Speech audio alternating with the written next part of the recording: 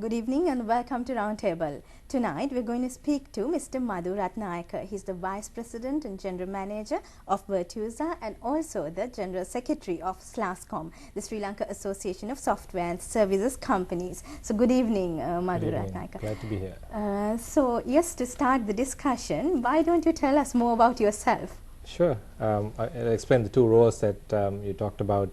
So I head the operations of Virtusa, which is a global software and services company. We operate in India, Sri Lanka, US, UK, and in other parts of Europe. We have about 4,000 people in the company globally. And SLASCOM, which is the industry association focused on IT and BPO industry. And my role there as a general secretary is to really, help run the operation with the rest of the board. And our vision and focus is to really take the IT industry in this country to new heights. So now that's a good point to start our discussion, taking the IT industry to new heights. So we also know that the IT BPO industry is identified by the government also as a key sector. Right. What is exactly IT BPO and why do you think our focus should be targeted at that sector? Right.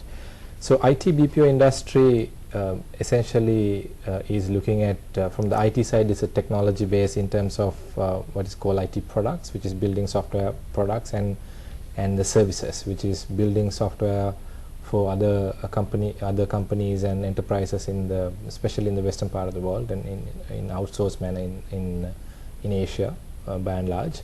So that's the IT industry. BPO industry is really about how do you take core processes, for example, HR or legal process of a company, and do it offshore in another company here in Sri Lanka, India, or any other low-cost geography. So IT BPO industry is predominantly about that, IT product and services, and the BPO, which is taking core business processes into a different company who can run it better, cheaper, faster. So why do you think that IT BPO is identified as an industry that we should really look at? Right.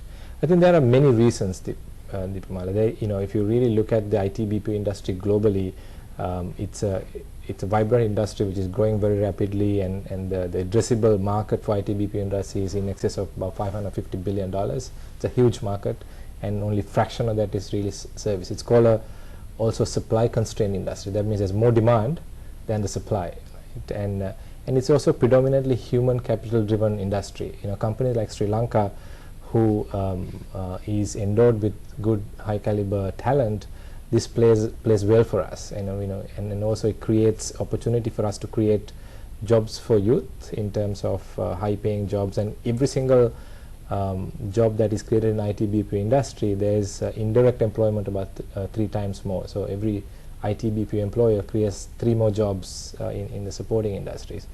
So that provides large number of jobs, and countries like India, China, Malaysia, Philippines have done very well in this industry. So that's one reason. Secondly, it's also 100% value-added industry. That means products that we create out of Sri Lanka would be 100% value-added in Sri Lanka, as opposed to exporting, importing other raw material and so forth.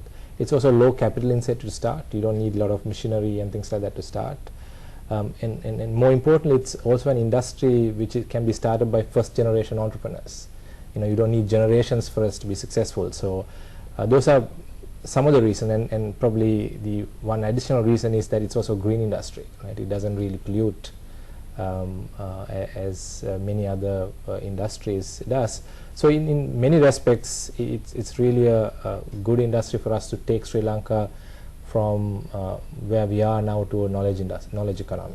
So now when you say where we are now, in terms of the IT BPO industry, where are we now actually, in terms of like a forex earn as well, right, and also in terms of employment? Right.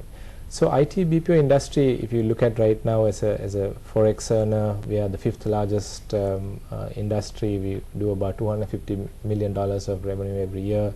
We're growing post even before the conflict ended, we were growing at about 23%. This is before the global recession hits. Now I think this year we anticipate it will grow at about 26%. So I think that's an industry which is growing pretty rapidly. And from an employment point of view, export industry employs close to about 30,000 people, about 20,000 people. We take the domestic and export together, it employs about little over 50,000 people. Right? I think there's potential to this number to be radically increased with the right kind of focus. So when you say radically increased, do you have targets maybe by 2012 or so? Because 2012 I said because it's like the standard year that everybody talks about. That's now. Right, yeah. But in terms of forex and also employment. Yeah, our short-term aspiration is to get to $1 billion by 2012, but our long-term aspiration, vision is to really IT/BPO industry become the #1 industry in this country from a revenue as well as from a number of employment point of view. So, Madhu, to actually go to that target, how should Sri Lanka position their strategy to become more globally competitive and also to take Sri Lanka's IT/BPO industry to that level? Right.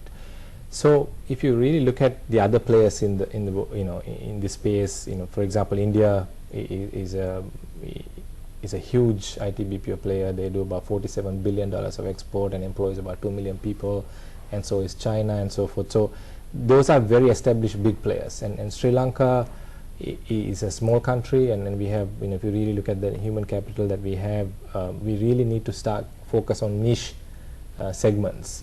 For example, Sri Lanka is focused, we as a strategy focus on financial services accounting. Sri Lanka has the second largest number of UK qualified accountant after UK, and BPO industry has very brilliantly leveraged that.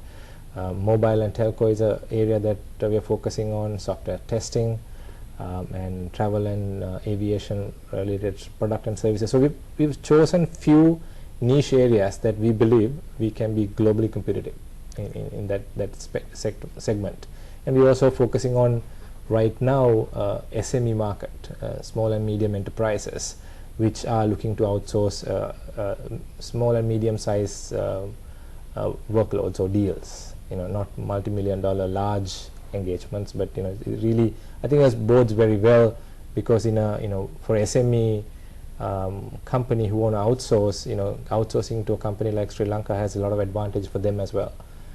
So that's where we see SME and niche focus is what we see in the near term that will help us to really get started. So the two key terms is niche markets and the SMEs. Correct. So why do you say it's a good market for SMEs? Why is that so? Right. So couple of reasons, right? Fundamentally, if you're a SME, you have 500, 600 people company, you're not trying to outsource job for like 50 people. If you're trying to go to a big market like India, where the companies have 100,000 people, 50,000 people. If you go with, I want to outsource 50 people, you are really a very small fish in a huge pond, right? You're not going to get the attention, you're not going to get the treatment that is required for you to really get your product out.